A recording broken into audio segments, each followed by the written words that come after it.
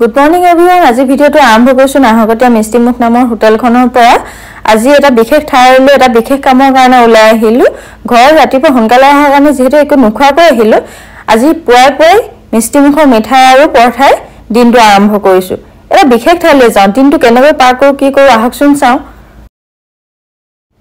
এতিয়া আমি গৈ আছো বৰ্তমান নাহৰকটীয়া লেঙেৰিজান ফিল্ডলৈ বুলি যেহেতু 26 জানুৱাৰী আহি আছে 26 জানুৱাৰীৰ কাৰণে কালচাৰেল মেনেজমেন্টত মোৰ অকনমান দায়িত্ব পৰিছে सदबार दिए अंगारों में जिस्म जलाया है